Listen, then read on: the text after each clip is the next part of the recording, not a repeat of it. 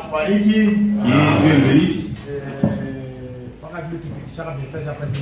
Comme on avait passé le message le dimanche, Si Dieu voula, kama Mungu akipenda, nous aurons un secteur des yeux visiteur.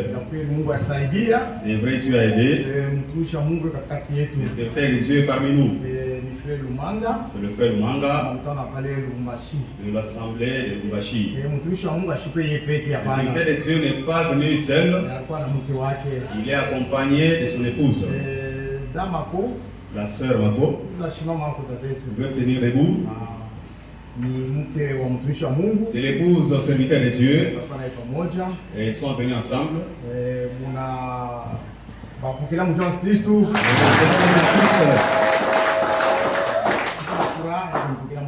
Nous sommes dans la joie de vous accueillir, serviteurs.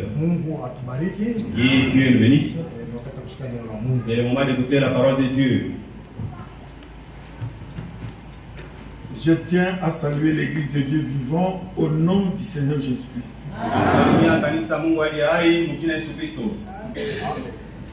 Je remercie le berger pour la confiance qu'il a investie dans ma personne, pour que je puisse me taire devant vous ce soir. Je remercie toute l'Église de votre présence. Nous ne sommes pas venus prêcher les bons, mais c'est pour prêcher les hommes. Si vous ne venez pas, ce sera difficile. Je remercie aussi l'Église tout entière pour votre dévouement. La fois passée, quand j'étais passé ici, je n'ai pas vu l'œuvre que Dieu a mis dans votre cœur pour en tout cas faire ériger ces grands bâtiments. Sachez que vous ne travaillez pas en vain. Et sachez que dans le royaume, vous investissez. Et Dieu ne reste pas avec la dette de qui que ce soit. Sans plus tarder, je vous invite à vous lever. Recevez les salutations de frère le pasteur Kabwe de Kakanda. Donc l'église de Kakanda, l'église de Lubudi, l'église de Lualaba. Tous m'ont chargé de vous saluer au nom du Seigneur Jésus. Nous allons lire dans Tite 1, verset 9. Attaché à la vraie parole, telle qu'elle a été enseignée, afin d'être capable d'exhorter selon la sainte doctrine et de réfuter les contradicteurs. Nous aurons notre thème, c'est déjà écrit, attaché à la vraie parole, telle qu'elle a été enseignée. C'est très long, mais c'est important. Notre Père Céleste, de tout cœur te disons merci pour ta parole que tu nous as envoyée pour notre préparation. Tu nous as fait une promesse. Tu n'es pas un homme pour mentir. Tu vas bientôt l'exécuter. Accorde-nous, Seigneur, la bonne compréhension du début à la fin, que tu puisses commencer avec nous. Parce que tout rassemblement sans toi, il est nul. Commence avec nous. Circoncis nos lèvres, circoncis nos cœurs. Au nom du Seigneur Jésus-Christ, nous te le demandons ainsi. Amen. Amen. Vous pouvez vous asseoir.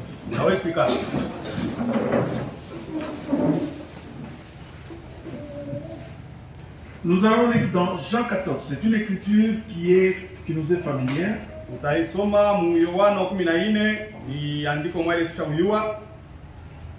Versets 1 à 3. Que votre cœur ne se trouble point. mioyo yenu isifadhaike. Croyez en Dieu et croyez en moi. Mwamini Mungu na mniamini mimi.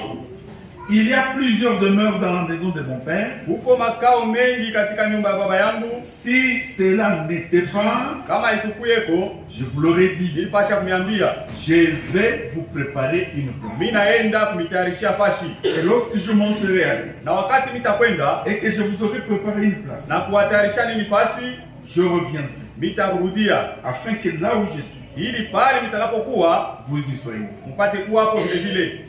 Disons encore, Tusome tena Actes des Apôtres 1. Matendo ya Mitume sura ya kwanza.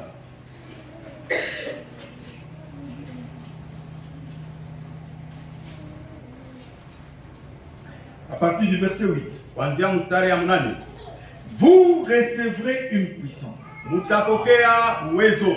Le Saint-Esprit venant sur nous, Roho Mtakatifu itakuwa juu yenu, et vous serez mes témoins à Jérusalem, na ndio mtakuwa mashuhuda wangu katika Yerusalema, dans toute la Judée, katika mipaka yote ya dans la Yudea, Samarie, Samaria, jusqu'aux extrémités de la terre. hii na mipaka ya dunia.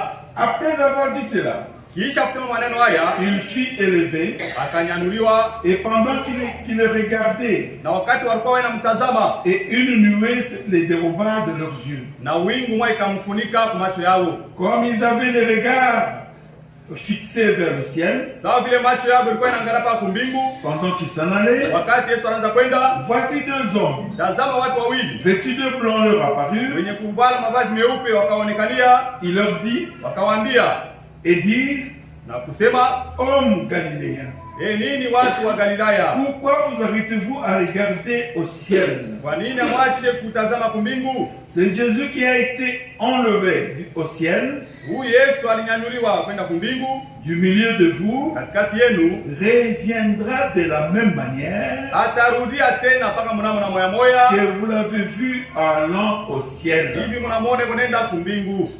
Que Dieu vous bénisse. Mumebariki. Quand nous lisons dans Jean 14, Kama tunasoma mu Yohana 14,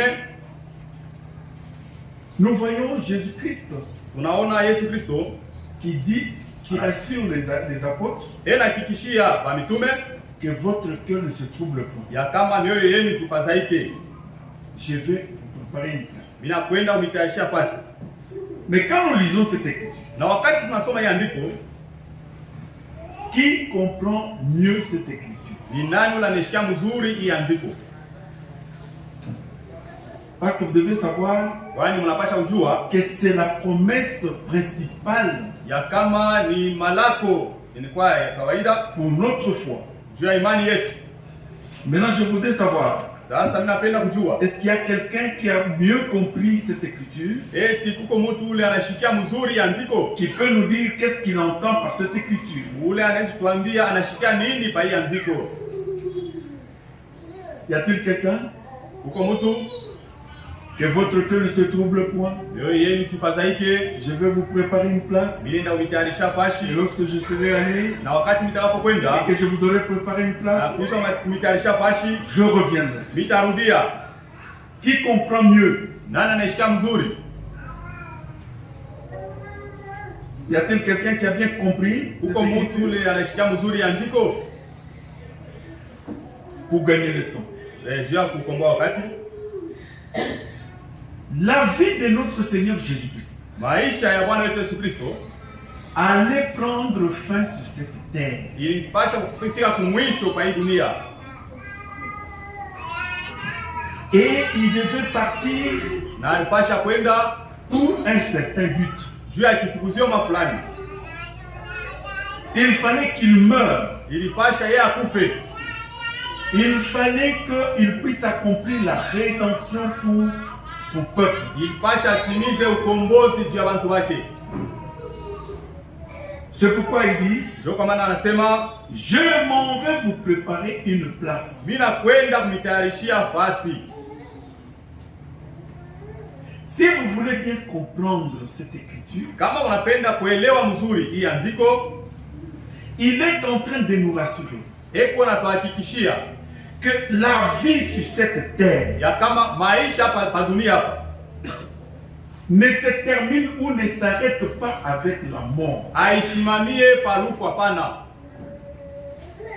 Il est en train de nous rassurer Eko natuhakikishia que ce n'est pas la mort qui met fin à votre vie. ya kama haina lufu njo luneka mwisho kwa maisha yenu. Après cette vie, il y a une autre vie, Kisha hii maisha kuko tena maisha ingine, une meilleure, maisha moya ya une mzuri, vie éternelle, maisha ya milele pour laquelle Dieu est allé nous préparer une place. ile ye Mungu anaenda kutayarishia fashi. Parce qu'il ne prépare pas cette place ici à Lubumbashi ou bien à Kinshasa ou bien à New York, Ile fashi ajitayarishe ku Kinshasa, ku Lubumbashi, bien ku New York. mais il est en train de préparer au ciel. Ile fashi anatayarishia ku mbingu. C'est pour vous rassurer Ni juu ya kumhakikishia que chacun de nous, ya kama kila mmoja wetu vous devez être sûr. munapashi kuwa na La hakikisho. mort est une certitude.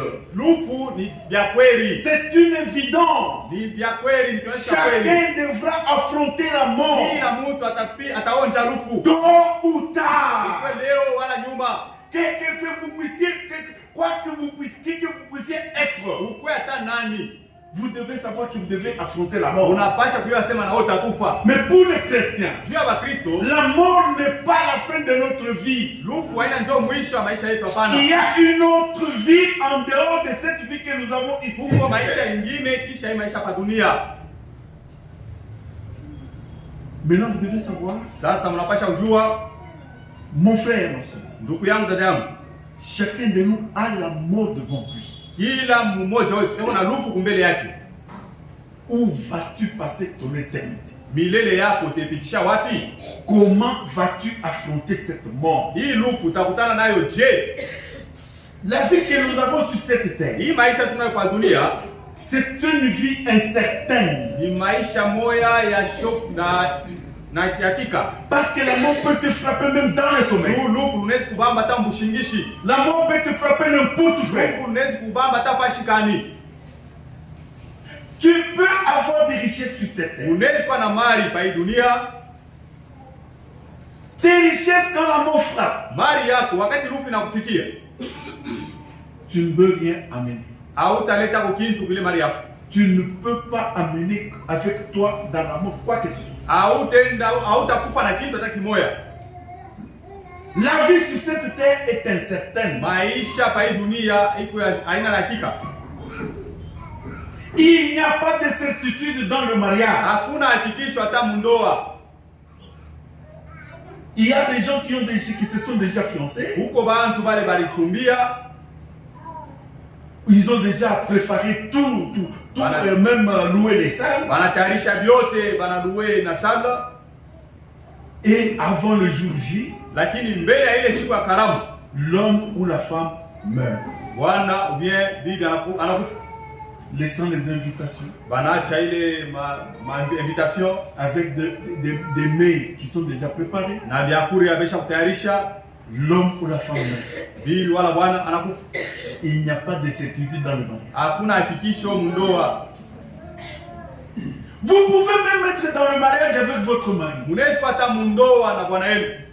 Avoir 8 enfants, 9 enfants. Una watoto 8, watoto 9. Ce n'est pas la certitude. Ila haina njoo hakikisho. Parce que le mari peut mourir Juu bwana anaweza anakufa et te laisser avec 8 enfants. na anakuacha na watoto 8. Ça serait une charge. Itakuwa ni mzito. Ce n'est plus encore le mariage. Haina tena ndoa. Et tu vas souffrir Na utateswa. pour élever ces enfants. Juu ya kuombesha wale Donc, watoto. pour te dire, Na juu ya kwa ne mettez pas le mariage devant votre vie. usiweke ndoa mbele ya maisha yako. Ce n'est pas certain. Haina na hakikisho. Aujourd'hui, ceux qui ont des grandes richesses Leo bali wako na mamari mingi, ne dorment même pas. abana hata mshingishi. Un petit bruit, il est là. Makelele kiloko, analamuka. Une souris qui passe, il est là. Panya tu anapita, analamuka. Ils ne dorment même pas. Abalale tena. Ils sont incertains. Abana tena hakikisho. Parce que même avec les richesses, Hata na mali yao. ça peut partir en un éclat de joie. Vinezi kwenda tu. Vous pouvez perdre votre richesse en Unaweza une nuit. kupotesha mali yako mubushiku tu moya. Tu peux investir ton argent Unaweza kuweka akiba yako ya dans pesa un magasin mu magazin, qui peut brûler inaweza kulungula dans une nuit. bushiku tu moya. Tu perds tout. Unapotesha vyote. Les bandits peuvent venir, babandi banaweza kuya emporter tout. banabeba vyote, Et tu as la chance si on te laisse même en vie. na una bahati wanakuacha kwa mzima. Donc des richesses, Msema mali il n'y a aucune certitude. hakuna hakikisho. C'est pourquoi il n'y a qu'un seul endroit Ni kusema huku fashi tu moya où il y a une grande certitude. mule tunaweza kutumainia C'est la parole de Dieu. neno la Mungu.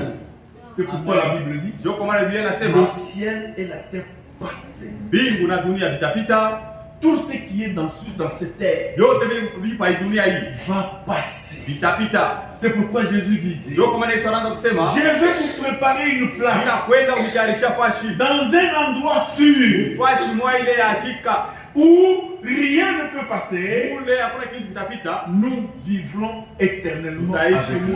mule milele pamoja naye. C'est pourquoi, bien aimés frères, Ndio kwa maana wapendwa ndugu, le monde que nous avons hii dunia tunayo va passer. itapita.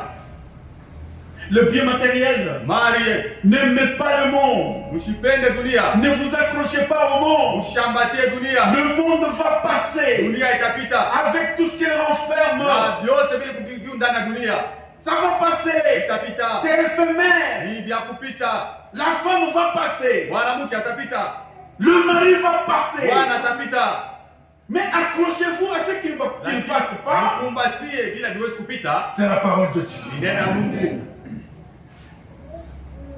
Jésus-Christ en disant, Yesu Kristo mkusema je vais vous préparer une place. mimi nakwenda mitayarisha fashi, C'est parce qu'il sentait que sa vie allait prendre fin sur cette ni vie. juu alishikia kama maisha yake ilipaswa kufika kumwisho kwa hii dunia, Et il nous rassure na anatuhakikishia que ne craignez pas. ya kama msiogope, Même pas la mort ne peut pas arrêter votre vie. hata lufu mwenyewe hatutashimamisha maisha yenu. Nous avons une vie meilleure. Tuko na maisha mwa mzuri, Une vie meilleure de l'autre maisha côté mwa mzuri ile ngambo, pour lesquelles Dieu nous demande de nous préparer. ule Mungu anatuomba tujitayarishe. Sans la préparation, vous ne verrez jamais. Pasipo matayarisho hautaona ile ujima huu. C'est pour cela, frère. Ndio kwa maana ndugu, Pour notre préparation, juu ya matayarisho yetu deux choses sont nécessaires. bintu mbili vitu vya kawaida, Il y a l'appel huko mwito et la préparation. na matayarisho. Comme nous lisons dans Apocalypse 19, Sawa vile tunasoma mu Ufunuo 19 versets 7 à 9. mstari ya 7 mpaka ya 9. La Bible nous dit ceci. Biblia inatuambia hivi, 7 à 9. mstari ya 7, Réjouissons-nous furahini et soyons dans l'allégresse na tuwe katika shangwe et donnons-lui gloire, na tumupe utukufu, car les noces de l'agneau sont venues kwa maana harusi ya mwana kondoo imekuja et son épouse s'est préparée. na mke wake amejiweka tayari, Et il lui a été donné. na alipewa Donc on a donné à l'épouse bibi harusi alipewa de se revêtir d'un fin lin kuvikwa kitani nzuri éclatant et pur. kinachong'aa na safi, Car le fin lin, kwa maana kitani nzuri ce sont les œuvres justes des saints. ni matendo ya haki ya watakatifu. Au verset 9. Mstari ya 9, Et l'ange me dit, na malaika akaniambia, écris, andika, heureux heri sont ceux qui sont appelés au festin des noces de l'agneau. wale walioitwa kukaramu ya harusi ya mwana kondoo. Et il me dit, Na akaniambia ces paroles maneno haya sont les véritables paroles de Dieu. ni maneno ya kweli ya Mungu. Amen. Amen. Il y a les noces de l'agneau qui sont préparées. Huko harusi ya mwana kondoo inatayarishwa, Et ceux-là qui doivent participer wale wanapasha kushiriki pour les noces de l'agneau. ku harusi ya mwana kondoo. Nous savons déjà même dans ce monde, Tunajua hata mwi dunia, quand quelqu'un prépare déjà le mariage, wakati mtu anatayarisha ndoa, il prépare sa maison, inatayarisha mbele il nyumba, prépare le lit, anatayarisha il kitanda, prépare les salons, anatayarisha il salon, prépare dans la cuisine les assiettes et toutes les histoires. anatayarisha mpishi, masani na vitu Et vingine, après ça, maintenant, il apprête la fête. kisha anatayarisha karamu. Mais entre-temps, Mbele si c'est un homme qui a les moyens, kama ni mtu yuko na Il prépare aussi son épouse pour que son épouse puisse avoir de beaux vêtements, qu'elle puisse avoir de lait pour donc les lieux de beauté, des bons souliers. Donc il apprête tout pour le mariage de sa femme. C'est ainsi que Dieu aussi, il ne nous a pas laissé oisifs. Il est allé nous préparer une place, mais il nous a envoyé aussi, comme il est écrit au verset 8, à l'épouse, il lui a été aussi donné de se revêtir un fin lin éclatant et pur, et une robe blanche. Et quand vous lisez dans la robe d'occasion, la robe blanche, la robe d'occasion, c'est le baptême du Saint-Esprit. Pendant que lui nous prépare une place, il nous envoie un message de préparation pour préparer l'épouse. Est-ce que vous avez compris? Donc, il nous a pas, ce n'est pas que l'épouse va chercher à se préparer elle-même. Notre Dieu a pourvu à notre préparation. C'est pourquoi même l'ange aussi l'a dit. Il dit ceci: heureux ceux qui sont appelés au festin de noces de l'année. C'est pourquoi l'appel que nous avons reçu, mon frère. Je ne sais pas ta présence ici. Qu'est-ce que tu es venu faire? Aujourd'hui, il y a beaucoup de troubles dans les assemblées. Parce que beaucoup de gens ne savent même pas pourquoi ils sont ici. Beaucoup de sœurs se vêtissent n'importe comment. Font n'importe comment. Et vivent comme les filles du monde. Parce qu'elles ne savent même pas pourquoi leur présence en ces lieux. Mon frère, si tu as reçu l'appel, c'est pour aller te préparer pour aller au repas de l'eau de la vie. Et l'autre préparation passe par le baptême du Saint-Esprit. Nous avons reçu cet appel bien-aimé. Ce n'est pas pour devenir pasteur. C'est pas pour devenir diacre, administrateur. Non, mon frère, ne vous combattez pas. Il n'y a pas un ciel pour un pasteur. Il n'y a pas un ciel pour le diacre. Il n'y a pas un salut pour la chorale. Il n'y a qu'un seul ciel pour l'épouse. Et l'épouse, c'est la personne qui est baptisée du Saint-Esprit.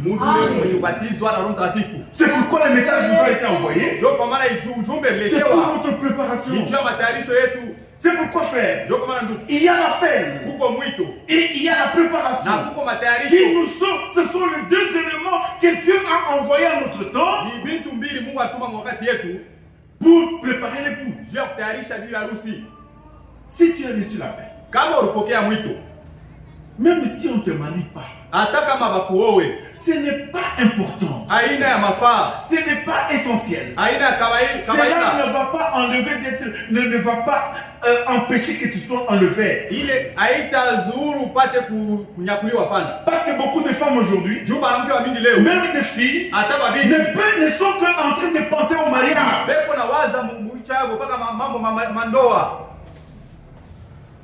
Nous avons déjà vu. Il peut faire 15 ans dans le mariage. Et il faut faire 15 ans dans le mariage. Avec son mari, ils ont cru. Mais si le mari meurt, la sœur, vous n'allez même pas la reconnaître. Elle rentre dans le monde. Elle ne vient plus à l'église. Elle commence à porter des pantalons. Et même les enfants, vous n'allez pas le reconnaître. Ce sont des païens. wanakuwa wapagano. Donc la femme, elle s'est cachée derrière la foi de son mari. Ni kusema bibi anaanza kufuchama kumkongo ya bwana yake. Nous avons vu beaucoup de gens. Tuliona watu mingi. Ils croient dans les sept tonnerres ou bien dans la fausse doctrine. Anaamini ni nguruma saba, ubia mafundisho ya bongo. La femme aussi parle. Bibi naye anakwenda. Ce n'est pas la foi. Ile haina imani. Ce n'est pas la foi. Haina imani ile. Il faut être une fille de Dieu. Inapasha kuwa binti wa Mungu. Même si le mari meurt, hata kama bwana anakufa, elle reste attachée à la parole. Anabakia mwenye kukumbatia neno. Pourquoi? Parce qu'elle sait que Joani anajua kama ici, hapa j'ai reçu mon appel. Nilipokea mwito yangu me préparer afin d'être enlevé. Kutayarisha ili ipate kunyakuliwa. Si le travail aujourd'hui est terminé, kama kazi leo inakwisha, le frère vous ne le verrez même plus à l'église. Ndugu hamtamwona tena kanisa. Il est prêt à affronter même les devins. Eko tayari kwenda hata kwa mifumu. Notre foi n'est pas liée au travail. Imani yetu haina yenye kuungwa kukazi. Notre foi n'est pas liée au mariage. Imani yetu haiungwe kundoa, hapana. Notre foi n'est pas liée au bien matériel. Imani yetu haiungwe kumali, hapana. Notre foi est liée à la parole. Imani yetu yenye kuingiwa C'est kuneno. pourquoi la Bible dit, Cherchez cherchez premièrement le royaume et le tout vous sera donné. Le tout c'est le mariage, les enfants et tout cela.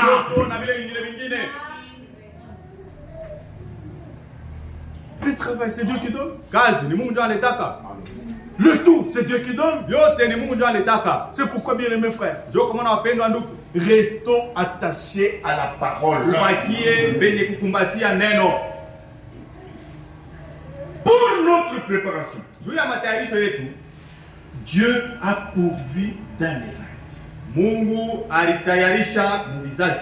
Non, d'un message. Mungu alitayarisha ujumbe. Et ce message Na ile a ujumbe deux buts principaux. iko na vifukuzio viwili vya kawaida. Le premier point, kifukuzio cha kwanza pour lequel Dieu a envoyé ce message, ni kile Mungu alitumia hii ujumbe, c'est la préparation de l'épouse. ni matayarisho ya bibi harusi. Jésus-Christ ne vient pas pour tout le monde. Yesu Kristo ashikuye bantu bote. Jésus-Christ vient pour les élus. Yesu Kristo anakuya juu ya bateule. Il vient prendre son épouse. Eko na kubeba bibi harusi wake. Être dans l'assemblée. Kuya mu makutano. Ne vous contentez pas d'être dans l'assemblée. Usitosheke tu ya kwa mu makutano, hapana. Je vous rassure, bien aimé. Mimi nahakikishia wapendwa, dans l'assemblée, il n'y a pas la vie. mu makutano hamuna bushima. Contentez-vous d'être dans le corps mystique du Seigneur Jésus-Christ. Tunaikia ukuye mu mwili ashokonekana Bwana Yesu Kristo. Parce qu'il y a une prophétie, bientôt on va fermer ces églises. Jukuko na unabii, hata sasa batafunga hii makanisa. Tout ce que nous sommes en train de construire, ça sera des dépôts. Hii yote tunajenga bitakuwa ni madepo. Et quand on ferme, tu seras comment? Wakati batafunga utakuya je? Que feras-tu, frère? Utafanya nini ndugu? Parce que même maintenant, tu n'as aucun dépôt. Hapa sasa hauna tena depo. Tu n'as même pas la parole en toi. Hauna tena neno ndani yako.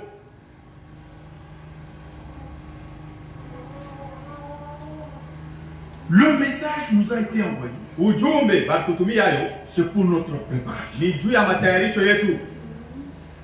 Ne vous contentez pas d'être dans l'assemblée. Msifurahikie tu kuya kwa makutano, hapana. Ne soyez pas distraits. Msirengame. Ne vous battez pas parce que oh Nicolas pasteur, oh Nicolas. Ne vous battez pas pour ça. Contentez-vous d'avoir le baptême du Saint-Esprit. Ne soyez pas distraits. C'est Satan qui est en train de vous dévier de votre but. Notre but c'est le baptême du Saint-Esprit. Ne soyez pas distraits. Ne dors pas, mon frère. Si tu n'as pas le baptême du Saint-Esprit, mon frère, ne sois pas tranquille, ne dors pas. Cherchez d'abord le Saint-Esprit. Parce que toute chose, c'est sable mouvant et tout va passer.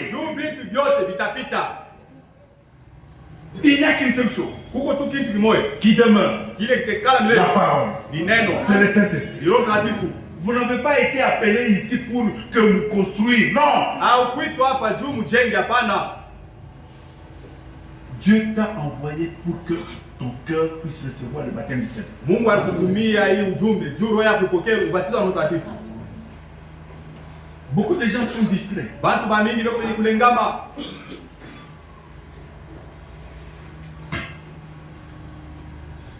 Distraits. Beko kwenye kulengama. Surtout Zaidi à ce qui concerne les pasteurs. kumambo inaangalia wachungaji. La plupart des pasteurs se battent, frère. Wachungaji bamingi ndio wanakombanisha. Quand tu vois un pasteur combattre son autre pasteur, Wakati unaona mchungaji anakombanisha mchungaji mwenzake, c'est à cause de l'argent. ni kwa ajili ya pesa. Les hommes charnels. Bantu wa kimwili. Nous ne servons pas Dieu pour le motif d'argent. Shia atutumikie Mungu juu ya kifukuzio ya pesa, hapana. Et Dieu nous a déjà averti. Il y a trois choses qui font tomber les Na serviteurs. Mungu ashtukalamusha kubi tutatu bila musha watumishi wa Mungu. Et même les enfants de Dieu. Hata watoto ya Mungu. L'argent, Pesa la popularité Afumu. et les femmes. na banamuke. Quand vous voyez deux personnes qui se battent, qui ne se comprennent Wakati unaona pas, watu wanapenda kugombana wapatane. au milieu, ils ont l'argent. Wakati pale benafia ni pesa. Je sais que vous êtes passé par beaucoup de tribulations. Mimi dans cette najua kama église. mulipita katika magumu ya mingi kanisa. C'est l'argent. Ni pesa. Il veut avoir tout pour lui. Wanapenda apate vyote viko vyake. À quoi ça vous servira d'avoir le monde entier Vitasaidia nini kupata dunia mzima si tu perdais ton âme? kama nafsi yako inapotea? C'est pourquoi Dieu a rassuré. Jo, kwa maana Mungu alihakikisha, Il a recommandé aliamuru que personne ya kama n'ait mtu l'habilité de monter du haut de la chaîne ana ruhusa kupanda kumimbali s'il n'a pas rencontré le Seigneur, kama shiakutanishana na Bwana, s'il n'est pas baptisé du Saint-Esprit. kama ana mwenye kubatiza Roho Il Mtakatifu, ne doit pas prêcher. hata hubiri. Parce que prêcher, c'est transmettre ce qu'on a. Kuhubiri ni kukabula kile tunacho. L'église est comparée à une femme. Kanisa inafananishwa na mwanamke, Et la femme ne porte que la semence qu'elle a reçue. na mwanamke anabebaka ni mpaka mbeko ile alipokea. Si tu n'as pas le Saint-Esprit, Kama una Roho Mtakatifu, ce que tu transmets n'aura pas de vie. vile una kabula bibi, hamuna bushima. Tu transmets ta parole, tes pensées au diable. Una kabula mawazo yako ni shetani, Et vous verrez l'église. na mtaona kanisa. L'église ne va pas prospérer. Kanisa itaendelea. Pourquoi? Juu ya nini? Parce que Dieu n'est pas. Juu Mungu anamo. C'est pourquoi, bien aimés frères, Juu kwa maana wapendwa ndugu, le premier but kifukuzio cha kwanza du message, cha ujumbe c'est préparer l'époux. ni kutayarisha bibi harusi, Et la préparation passe par le baptême du Saint-Esprit. na matayarisho inapitia kubatizwa Roho Mtakatifu. Et le deuxième but de ce message Na kifukuzio cha pili cha hii ujumbe se trouve dans Matthieu 24, verset 14. inapatikana mu Mathayo 24 mstari ya Le 14. deuxième but du message. Kifukuzio cha pili cha ujumbe. Eh bien aimés frères, Wapendwa ndugu, faites attention avec ce que vous êtes en train de faire. kalamuke na vile mko nafanya.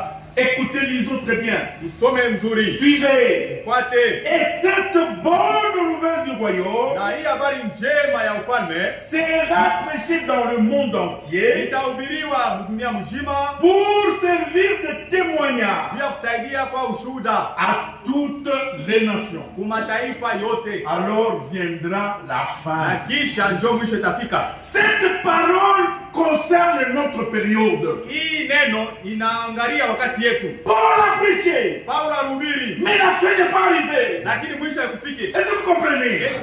Mais c'est à nous, frères. Lakini ni kwetu shie. Cette parole sera prêchée dans le monde Hii entier. neno itahubiriwa dunia mzima, Ça va servir de témoignage itasaidia kwa ushuhuda, parce que bientôt c'est la kwa fin. sababu hapo sasa ni mwisho.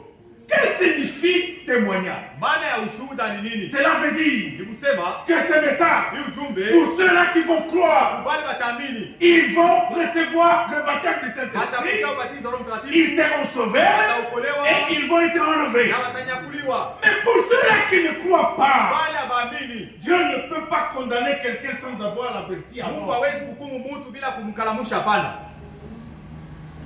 C'est pourquoi tu es ici, frère. Ndio kwa maana uko hapa ndugu. Tu reçois les avertissements de Dieu. Unapokea makalamusho ya Mungu. Mais comme tu ne veux pas croire, Sasa bila upende kuamini. comme tu ne veux pas marcher dans la volonté de Dieu, Sasa bila upende kutembea mu mapenzi ya Mungu. ce message pour toi, Hii ujumbe kwako c'est un témoignage itakuwa ni ushuhuda pour ta condamnation. juu ya kuhukumia kwako. Ce n'est pas un jour. Haina mama. C'est ton temps aujourd'hui. Ni wakati yako leo. La parole vient. Neno inakuya. La parole t'avertit. Neno inakukalamusha. C'est Dieu qui parle à ton cœur. Mungu anasemezana na moyo Mais wako. tu es resté insensible. Lakini unabakia Et tu vis comme un démon. na huku unaishi saa pepo mchafu. Tu ne veux même pas, tu n'es pas soumise à ton mari. Hauna mtiifu kwa bwana yako. Tu es en train de vivre dans l'adultère. Huku unaishi mbusharati. Tu as des amants. Huko na babana. Tu as même des enfants qui ne sont même pas de ton mari. Huko na watoto bana bwana yako. Frère, Ndugu, tu nous te connaissons un frère. Nous te connaissons comme frère. unakujua sana ndugu, Mais tu as des enfants ailleurs. lakini una watoto Tu hivi. as des femmes à Kipushi. Huko na wabibi. Tu as des femmes à Fungurume. Fungurume. Tu as des enfants là-bas. Ce n'est pas un problème, frère. Hapana mambo. C'est ton jour. Ni siku yako. Sache que Juma ya kama. ce message Hii ujumbe. n'est pas pour tout le monde. Haina ya bantu bote. Mais ça, c'est pour tout le monde Ni ya bantu bote. pour servir de témoignage. Juu ya kuwasaidia kwa ushuhuda. Dieu ne peut pas te condamner sans que tu puisses comprendre, que tu puisses connaître la Mungu foi. ashita kuhukumu bila wewe kujua mbele ukweli. C'est pourquoi le message est prêché. Ndio kwa maana ujumbe na Le ubiriwa. message a deux buts. Ujumbe na vifunzo viwili. Préparer les élus. Kutayarisha bateule. Préparer l'époux. Kutayarisha bibi harusi. Mais pour le reste, Lakini kumba Dieu ne kubalika. peut pas te Mungu condamner ashita kuhukumu. sans que tu ne puisses entendre et te donner la chance. Wewe kushikia na yeye kupatia kitu. Bati. Sans te donner la chance de Bila yeye pouvoir croire. kupatia bati yao kuamini. Parce que Dieu ne veut pas la mort du pécheur. Juu Mungu ashipendake lufu la mtenda Il dhambi. veut que le pécheur se répande, Anapenda mtenda dhambi atubu. qu'il change de vie Abadilishe maisha yake et qu'il vive. na apate kuishi. Mais si tu es toujours dans ta vie, Kama uko mu maisha yako ya zamani. frère, Donc, aina mambo ya kukuita frère qui va changer quelque ce n'est chose. pas l'affaire de t'appeler frère, de t'abadilisha. Sachez que le message unashika leo Le message que tu as aujourd'hui, ni juu ya condamnation ya c'est pour ta condamnation. dada, Ma soeur, fungaro, fanya vile unataka, voilà le pantalon, weka mameshe, mets les mèches. haina problème. Hapana mambo. Mais wewe Mais toi, ni juu ya hukumu yako. c'est pour ta condamnation. Hii uchumi Ce message, ni juu ya hukumu. c'est pour ton Ndio maana Mungu alituma mara C'est mbili pourquoi Dieu a kubenye envoyé kuamini, Au croyant. benye kuitii neno la aux Mungu. sexes qui sont obéissants à la parole de Dieu. C'est pour le préparation. Ni Dieu matarisho yako. Mais pour les autres, Ubengine. c'est un témoignage. Ni ushuhuda. C'est pour leur condamnation. Juu ya hukumu yabo. C'est pour leur perdition. Ni Dieu kupotea kwabo. Même pour le serviteur de Dieu, Hata watumishi tu wa Mungu. viens troubler l'église de Dieu Unakuwa vivant. unavuruga kanisa ya Mungu Tu aliye as hai. déjà avalé tes histoires. Usha umeza lisha. Shauri ndio ulikalia fuata mambo Kwa yako. t'asseoir, fais tes affaires. Mais tu viens troubler l'église de Mais Dieu unakuwa vivant. kuvuruga kanisa ya Mungu aliye hai. On va récolter ce qu'on a semé. Utavuna vile unapanda. On ne se moque pas de Dieu. Mungu amchekele yake. Ce qu'un homme aura semé, Ile mtu atapanda, c'est ce qu'il va récolter. ndio kile atavuna. Que ce soit tôt Ikwe baadaye ou tard, wala tu leo vas récolter, frère. utavuna ndugu. Dieu, Mungu, la parole ne change pas avec le temps. Mungu neno haibadilishake mu wakati mu mashiku kupita. La parole ne vieillit pas. Neno hiyo haisekaki hapana. Même si toi tu as oublié, Hata kama una sabwa, mais Dieu n'a pas oublié. Mungu yashisabwe. Sa parole est là. Neno yake kupale. Elle t'attend. Ina kuchunga bala. C'est pourquoi, bien aimé frère, Jo kwa maana wapendwa ndugu, qu'est-ce que le message? ujumbe ni nini?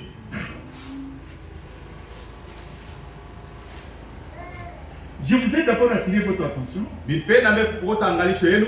Les gens nous donnent à tort que c'est le message de Branham. Bantu bangalala baya kukosea mkusema kama ni ujumbe wa Branham. Ce message n'est pas le message de Branham. Hii ujumbe haina ujumbe wa Branham hapana. Je vais vous donner un exemple biblique Nimipatia hapo mfano mmoja mu Biblia. concernant la loi. Mambo yanaangalia sheria. Ce n'est pas la loi de Moïse. Haina sheria ya Musa. C'est la loi de Dieu Sheria ya Mungu. que Dieu a donnée à Ile Moïse. Mungu alikabula Musa. Lisons. Tusome. Nous allons trouver ça Utaipata dans Deutéronome 10. Kumbukumbu la Torati 10. Deutéronome 10. Kumbukumbu la Torati 10. 1 à 5. Mstari ya kwanza mpaka ya 5. En ces temps-là, Mwile wakati l'Éternel me dit. wa milele akanyambia. Donc c'est Moïse qui parle. C'est Musa ndio anasema. Taille 2 tables de pierre.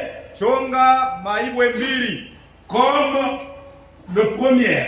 sawa vile ya kwanza. Et monte vers moi sur la montagne. Na upande kwangu Tu pamulima. feras aussi une arche de bois. Tafanya na sanduku ya gano ya muti. J'écrirai sur ces tables Mitandika pa ile maibwe les paroles qui étaient sur le premier table que tu as brisé. maneno ile ilikuya pa ile ribo ya kwanza ile ruvunja. Et tu les mettras dans l'arche. Na uteweka mle msanduku ya gano. J'ai fait une arche de bois d'acacia. Nikafanya sanduku ya gano na J'ai taillé mti wa 2 tables de pierre comme le premier. nikachonga maibwe mbili sawa vile ya kwanza. Et j'ai monté sur la montagne Na nikapanda kumulima le 2 tables dans mes mains. na ile maibwe mbili mikono yangu. Suivez maintenant. Mfuate sasa. L'Éternel écrivit Wa milele akaanza kuandika sur les tables pa ile maibwe ilikuwa mikono ya ce Musa. qui avait été écrit sur le premier. Vile viliandikiwa pa ile ribo ya kwanza. Les 10 paroles qu'il vous a dites sur la montagne, Maneno 10 ile aliniambia pa mulima du milieu du feu, katikati ya moto le jour de l'assemblée, mwile siku ya kusanyiko, et l'Éternel me les donna. na wa milele akanipatia hayo. J'ai retourné Nikarudia et j'ai descendu de la na montagne. nikashuka kumulima, J'ai mis les 2 tables dans l'arche nikaweka ile maibwe mbili msanduku que j'avais faite ile milichonga et elles restèrent là na ikabakia mule comme l'Éternel me l'avait ordonné. saa vile wa milele anyamuru kufanya. Les 10 commandements, Ile maamri 10 c'est Dieu lui-même qui les a écrits de ses doigts. ni Mungu mwenyewe anaanza kuandika na kidole yake. Où est Moïse là? Musa kwa kipande. Mais pourquoi tu dis les lois de Moïse? Je unasema sheria ya Musa? Pourquoi les gens disent ça? Jua nini bantu wanasema vile? Parce que Dieu lui-même dit, comme tu as brisé les 2 tables que j'avais vile écrites, pasula ile maibwe ya kwanza ile milanjik. prépare 2 pierres, 2 tables de pierre Tengeneza maibwe mbili et monte vers moi. na upande kwangu. Et quand Moïse est monté, Na wakati Musa la alipanda, Bible témoigne Biblia que inashuhudia Dieu a écrit de ses doigts Ya les kama 10 commandements. Mungu anaandika na kidole yake ile maamri 10. Mais pourquoi vous dites la loi de Moïse? Jua nini mnasema sheria ya Musa? Je vais vous donner le témoignage de Dieu lui-même. Mite mipatia ushuhuda ya Mungu mwenyewe En ce qui concerne le message, kumambo inaangara ujumbe. nous allons lire Tutasoma dans le message. ujumbe.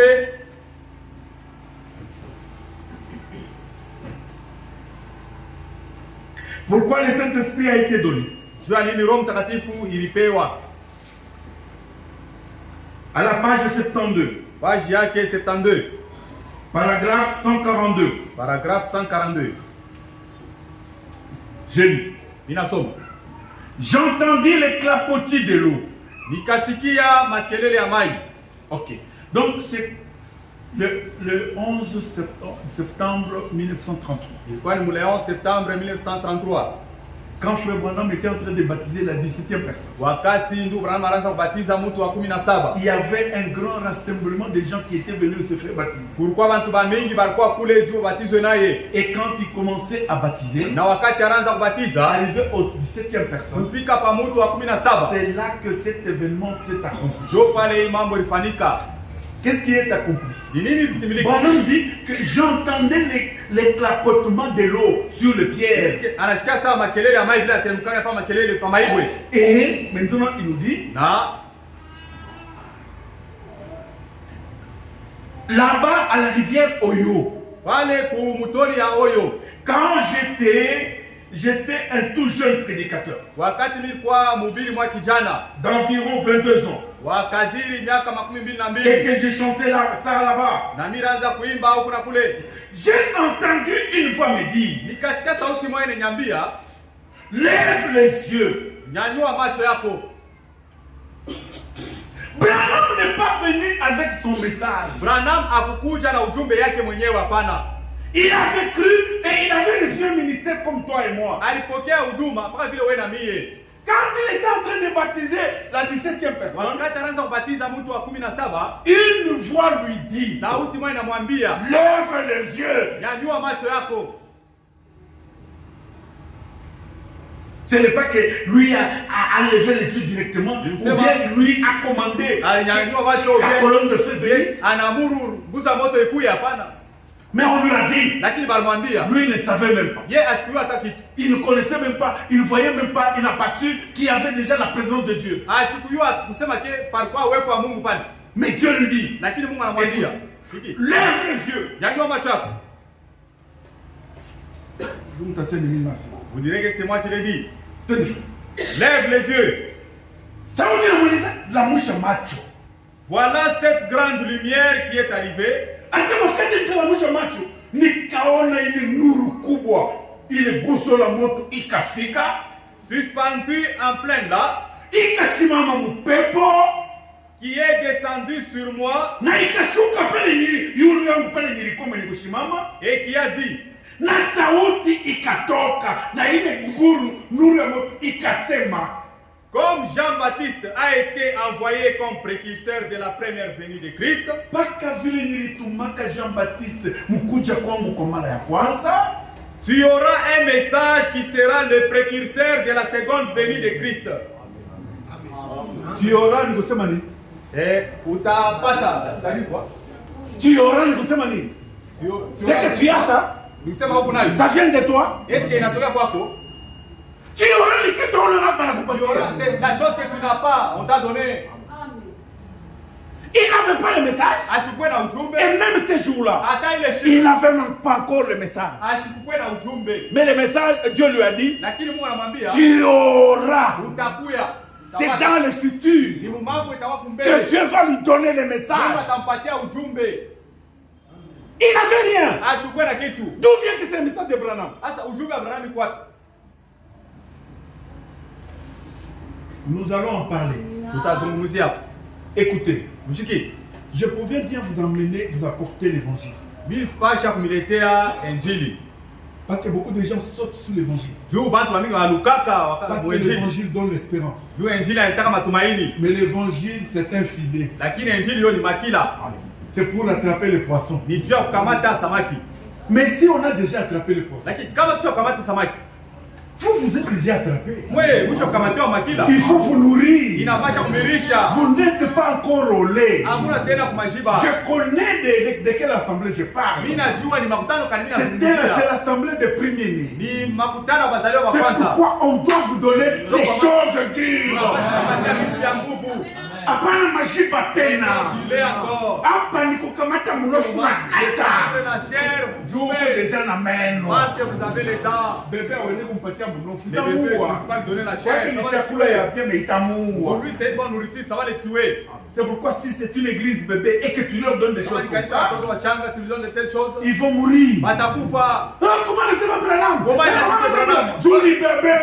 Ile encore mtoto Mais mchanga. un homme adulte, Lakini mtu akukomea mtu il mzima va discerner. atajua kutambua.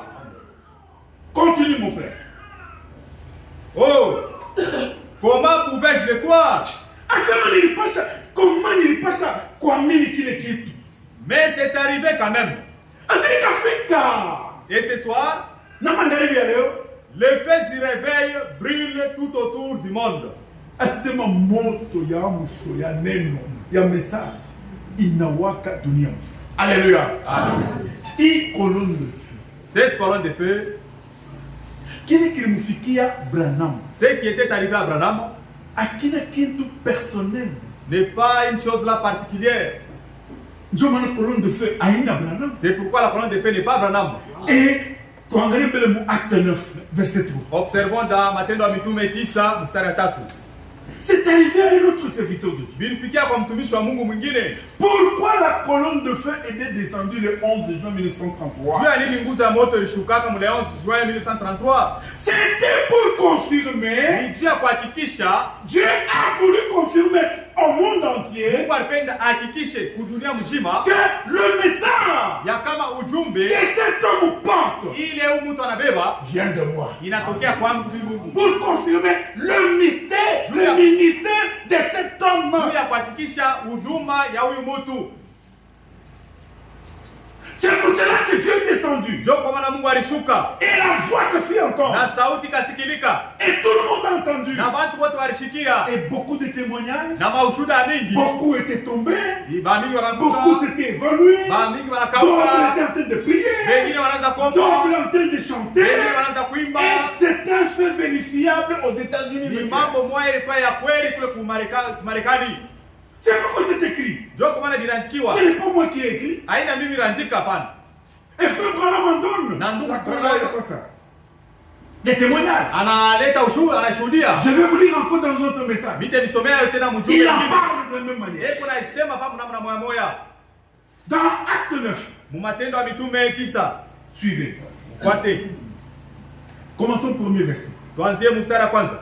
Cependant, Saul, respirant encore la menace et le meurtre contre les disciples du Seigneur, Lakini Saulo akazidi kutokeza maogopesho na kuwaza kuwa wanafunzi wa Bwana, s'est rendu chez les souverains sacrificateurs akakwenda kwa wakuhani wakubwa et lui demanda des lettres pour les synagogues de Damas, akaomba barua juu ya masinagogi ya Damasiki, afin que s'il trouvait des partisans de la nouvelle doctrine, ili kama anakuta watu wenye kuamini ujumbe mpya, hommes ou femmes, wanaume wala wanamke, et les amener liés à Jérusalem. awalete wenye kufungwa kwa Yerusalema. Maintenant le problème commence. Mambo inaanzia pale. Comme il était en chemin Sasa bila alikuwa munjia et qu'il approchait de Damas, na akaribia ku Damasiki, tout à coup, kwa ghafula une lumière. mwangaza moya. Est-ce que vous avez compris? Eti mnasikia? Branham a dit une lumière. Branham alisema Une mwangaza, grande lumière. mwangaza wa munene. Lui aussi. Yeye na yeye. Ça, c'est le témoignage de Paul Hii ni lui-même. ushuhuda wa Paulo yeye mwenyewe. Une lumière venant du ciel Mwangaza moya ikatoka kumbingu, resplendit autour de lui. ikangaa kando yake, Il tomba par terre na akaanguka chini. et elle entendit une voix qui lui disait: Akasikia sauti ikimwambia, Saul, Saul, Saulo, Saulo, pourquoi me persécutes-tu? kwa nini unanitesa? Il répondit: Na akajibu, Qui es-tu, Seigneur? wewe ni nani Le Seigneur Bwana? lui dit: Bwana akamwambia, Je suis Jésus que tu persécutes. ni mimi Yesu ambaye unaiteswa. Il te serait dur d'ériger un paix contre les aiguillons. Itakuwa nguvu kwako. Ok. Paul aussi Paulo na yeye n'a pas fabriqué la colonne de feu. ye ashikufanya nguzo ya moto, Il hapana. n'a pas fabriqué la lumière. Ashikufanya ile mwangaza, La même colonne de feu nguzo ya moto moya qui moja s'est manifestée le 11 juin ili ilionekana mnamo 11 juin 1933. 1933. La même colonne de feu Nguzo moya moto s'est moya moja manifestée inaonekana sur le chemin de Damas. munjia ya Damasiki, Quand Saul wakati allait Paulo pour persécuter l'église de alianza Dieu. kwenda kuteswa kanisa Mungu Et aliye Dieu, hai. la même colonne l'a frappé. Nguzo moya moja Il ikamupika, tomba par terre. akaanguka chini. Lui-même témoigne Yeye mwenyewe anashuhudia qu'une voix, ya kama sauti moja, notre colonne, nguzo yetu, notre Dieu, Mungu wetu c'est un fait de volant. ni moto wa kuteketeza. Et dans la colonne de feu, Na munguzo ya moto notre Dieu parle. Mungu wetu unasema, Et une voix est sortie. na sauti moja ikasikilika, Saul, Saulo, Saul, Saulo, pourquoi me persécutes-tu? kwa nini unanitesa? C'est la même colonne Ni nguzo moja qui s'était même identifiée ile ilijitambulisha pour dire que c'est moi Jésus juu ya kusema ni mimi Yesu que tu persécutes. ule unateswa. C'est la même colonne Ni nguzo qui moja est encore venue, ile ilikuya tena s'est manifestée kuonekana chez Frère Branham kwa ndugu Branham le 11 juin ule 11 juin 1933. 1933. Mais là, je vais vous dire une chose. Sasa teniambia kitu La kimoja, colonne de feu dans notre génération nguzo ya moto muhii kizazi s'est chetu manifestée 3 fois. ilionekana mara tatu. La première fois, Mara ya kwanza c'est à la rivière Oyo. ni kule mtoni ya Oyo. La seconde fois, Mara ya pili c'est pour donner à Frère Branham. ni juu ya kumwamuru ndugu Branham. C'était en 1963. Ni mu 1963. Pour dire à Branham Juu ya kumwambia Branham d'entrer à Jeffersonville arudie ku Jeffersonville. pour l'ouverture des 7 sceaux. Juu ya kufunuliwa kwa mihuri saba. Et la troisième Na fois, mara ya la tatu colonne de feu descendue nguzo ya moto en ilishuka. ce qui concerne le mariage et divorce. Mambo inaangalia ndoa na kuvunja kwa ndoa. 3 points. Mara tatu. Nous allons lire. Tutasoma. Nous lisons cela. Tunaisoma, Nous trouvons dans mariage, problème ancien. tunaipata mu ndoa ni mambo mwa zamani. Problème, page 44. Page 44. Troisième et quatrième paragraphe. Troisième et quatrième paragraphe.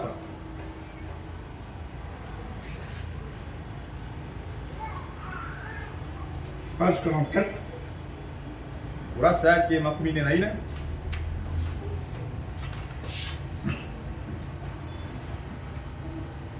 Pendant tout son ministère, Wakati yote mhuduma yake il n'est arrivé que 3 fois que la colonne de nuée surnaturelle ilifika mara tatu hii nguzo ya wingu ya shoa pa hii dunia soit visible dans le ciel ilionekana mbingu et apparaisse aux hommes. na inaonekana kubantu.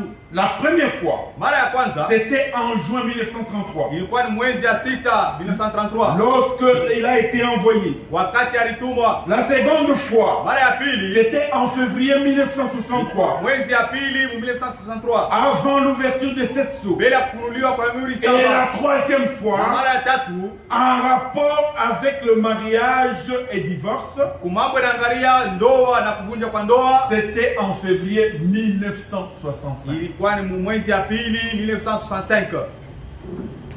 Écoute maintenant les commentaires. Mshike sasa. Cela seulement prouve à chacun de ceux qui peuvent discerner justement les choses spirituelles Hii ikuna hakikisha kubali banisi kutambua vitu vya kiroho combien sont importants aux yeux de Dieu mara ngapi iku ya kawaida mbele ya Mungu. les événements en rapport avec cela. Mambo inaelekea hivi tu. Et combien nous devons prendre au sérieux les choses révélées par le Seigneur. Na namna gani tunaweza kubeba bila michezo vitu vile Mungu ameyafunua. Amen. Amen. Donc, dans notre époque, Msema mui wakati yetu, dans notre âge, mukizazi yetu, la même colonne de feu qui était descendue le 11 juin 1933 nguzo moya moto ile shukaka mle 11 juin s'est 1963 manifestée 3 fois. ilionekana mara tatu. Le 11 juin 1933, Le 11 juin 1933 c'est quand Dieu a donné la commission à Frère Branham. ni wakati Mungu alipatia commission ndugu Branham atumike yenye mkazi. La commission, c'est le travail.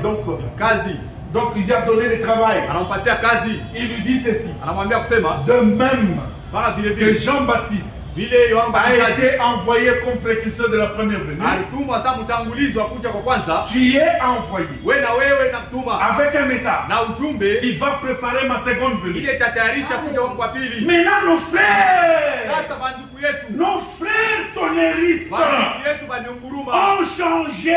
banageuza, Ils ont effacé banajima message, ujumbe le mot message. ile mtamko ile Pour eux, kwabo il dit, banasema de même que Jean-Baptiste sasa vile Yohana a Mbatizaji été le précurseur de la première alikuwa venue. mtangulizi wa kuja kwa Toi, kwanza, Branham, wewe Branham tu vas préparer la seconde venue. utatayarisha kuja kwa pili kwa Yesu Kristo. Même si vous allez aujourd'hui Hata kama sur la porte d'entrée de la maison de Frère Branham, munaenda leo pa mulango ya kuingilia ya ndugu Branham, même sur la stèle de la tombe de Frère Branham, hata pa kaburi ya ndugu Branham c'est écrit besha kuandika que toi, Branham, wewe Branham tu vas préparer la seconde venue. utatayarisha kuja kwa pili kwa C'est Yesu. pourquoi les frères de tonnerre Ndio kwa bana banduku wa minguruma attendent que Branham ressuscite pour préparer, pour montrer Jésus-Christ et préparer l'épouse. bei naongojea ndugu Branham afufuke juu atayarishe bi harusi, Il ne reviendra pas. hata afufuke. Mon frère, ndugu yangu, si tu crois ça, kama unaamini vipi, tu es en erreur. uko mukosa. Mais aujourd'hui, Lakini leo wewe attends, umteki Branham n'est pas là. Branham anam. Mais le message est là. Mais ujumbe kwangu. Le message prépare. Ujumbe natayarisha. Le message prépare le cœur des Ujumbe enfants. natayarisha watoto. Et le message prépare le pouls. Na ujumbe natayarisha bibi harusi. Branham est dans la tombe. Branham mkaburi. Il attend aussi Yeye konongojea na yeye la résurrection. ufufuko. Que Dieu vous bénisse. Mungu imibariki. Il est temps, nous allons continuer demain. Ni wakati na enea tutaendelesha kesho. Appelez encore des frères qui sont encore restés à la maison. Mwite kwa bandugu wale wanakia kwa manyumba. Si vraiment ils sont spirituels, c'est le moment qu'ils viennent pour se préparer. Kama yuko kiroho njoo wakati bakuye jua kutayarisha.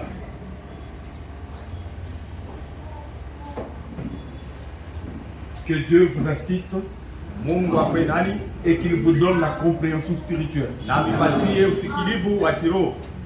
Ce sont de bonnes choses, mais ne restez pas à la maison. Ni vitu vizuri, msibakie kunyumba. Venez, ça va vous aider. Mkuye vitanisaidia. Ça va vous aider, frère. Vitanisaidia ndugu.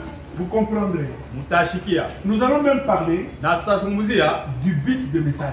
mambo ya kifukuzio cha ujumbe. Nous allons voir ça. Tutaona hiyo. Nous allons même comprendre Tutaelewa comment lire et comprendre le message. namna gani kusoma na kuelewa ujumbe. Vous allez même voir Na mtaona pourquoi il y a des difficultés, le frère qui lise le même message, jua nini kuko magumu katikati ya bandugu wale wanasoma ujumbe. qui comprennent que les sept tonnerres sont révélés. Bo banashikia kusema miuri miunguruma saba hivi inafunuliwa. Vous allez comprendre. Mtaelewa.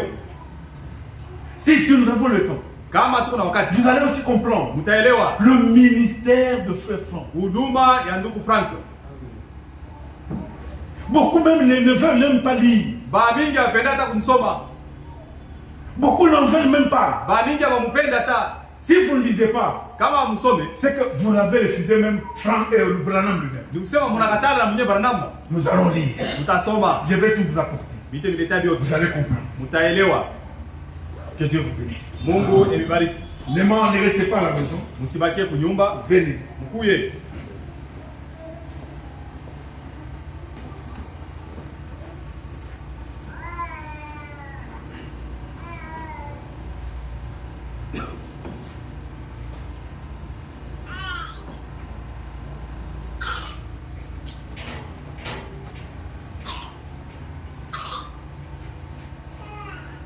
Mungu atubariki. Et Dieu bénisse. Tunakula tunashiba. Nous avons mangé, nous sommes rassasiés. Mungu wetu asifiwe. Et notre Dieu soit loué. Nasema kila mara J'ai toujours dit à chaque fois, manukiro tant convenable. chakula mwakati yenye kufaa. Mungu aliweke leo tutakula chakula. Dieu savait qu'en ce jour on devait manger cette nourriture. Jina lake lisifiwe. Et son nom soit loué. Mbele ya kuingia maombi, Avant d'entrer dans la prière, tunajua tushatumia numero 2 nyimbo za Mungu. le conducteur de chant peut entonner numéro 2, Cantique des yeux. Heshima na sifa kwake Baba mbinguni, aliyetupenda zamani.